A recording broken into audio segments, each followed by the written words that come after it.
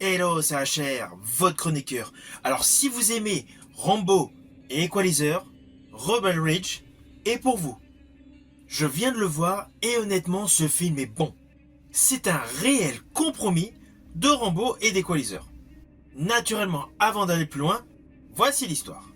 Alors dès la scène d'ouverture de ce film, nous découvrons l'acteur britannique Aaron Pierre interprétant le personnage de Terry Richmond.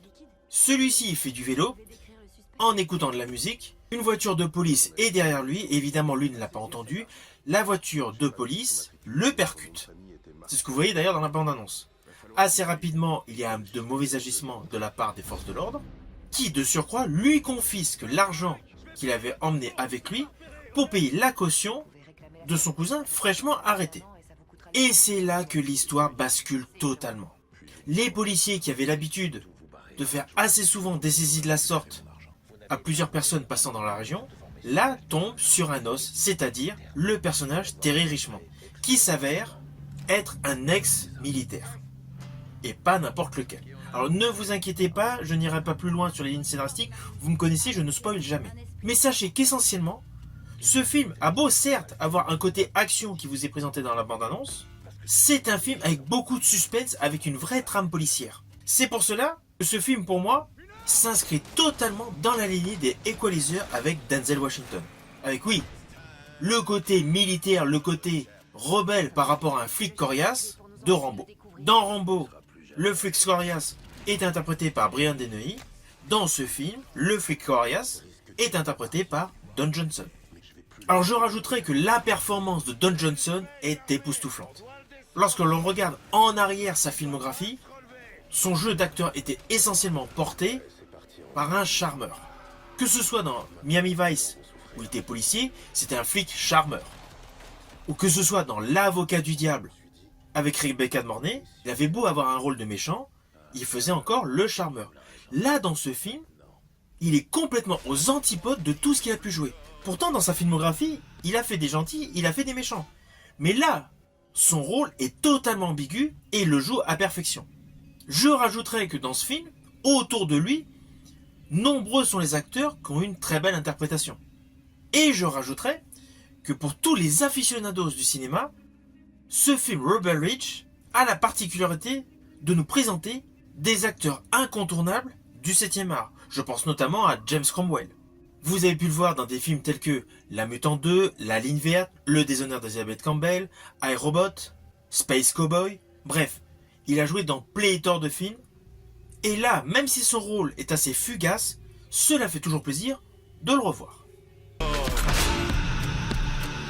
Ainsi, l'ensemble de la distribution est bonne. Naturellement, l'atout principal de ce film est l'interprétation d'Aaron Pierre. Il croit en son personnage et cela se voit. Il n'y a pas besoin d'en faire des caisses pour avoir une très bonne interprétation. Et justement, son rôle, il le fait à merveille. Alors je rajouterai que l'avantage de ce film, c'est qu'une grosse partie de ce film est tournée en totale sobriété. On n'a pas des explosions en veux-tu et voilà, on n'a pas des CGI pour gonfler, étoffer les lignes scénaristiques de ce film. La puissance de ce film est essentiellement le jeu d'acteur et la réalisation de Jeremy Saulnier. Chaque plan séquence est totalement maîtrisé. On ressent un réel impact, une dimension haletante à chaque séquence importante de ce film. Je vais donner un exemple concret. À un moment précis dans le film, donc, le personnage Terry Richmond se cache donc dans une voiture. Il attend donc une certaine personne qui vient d'être kidnappée. Cela se produit sous ses yeux. Expliqué de la sorte, assez classique. Eh bien non. Le petit détail de la voiture qui recule, qui casse un rétro pour se cacher, et l'observation à distance nous met en totale immersion dans cette séquence. Il n'y a pas d'artifice de folie, c'est assez basique, deux voitures, plusieurs acteurs, voilà, mais l'effet est top. Eh bien sachez que dans ce film, du début jusqu'à la fin, la réalisation de Saulnier est punchy. C'est une réalisation qui a du peps. Il est évident que le réalisateur a voulu donner une dimension artistique à chacun de ses plans séquences. Alors oui, il y a certains éléments, on pourra se dire, voilà, il y a le côté de photographie, de mise en scène de Jack Reacher avec Tom Cruise, mais uniquement sur certains plans séquences. Mais sinon, l'ensemble du film est essentiellement la mise en exergue d'acteurs de talent portés dans ce film par Aaron Pierre et d'une mise en scène efficace. Alors, en ce qui concerne l'acteur Aaron Pierre, moi perso, je l'ai vu uniquement dans le film de Night Shyamalan, Old, où d'ailleurs il avait un rôle très bien maîtrisé, très bien joué. Mais là, dans ce film, il explose littéralement. Il alterne plusieurs compositions différentes en fonction de l'évolution de la trame scénaristique de ce film, qui est au final un mélange d'action et de sociopolitique. Car sous couvert d'une histoire assez linéaire, qui n'a pas de twist, il y a la réelle démonstration des problèmes de bureaucratie et surtout d'actes de préjugés et de racisme qui malgré tout subsistent toujours à notre époque.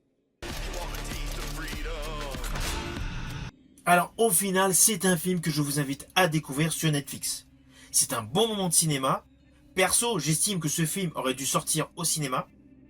Peut-être que le choix de le présenter sur Netflix et la résultante que Aaron Pierre n'est pas forcément une très très grande tête d'affiche, mais ceci dit, il joue 100 fois mieux que de nombreuses têtes d'affiche dans de grosses productions.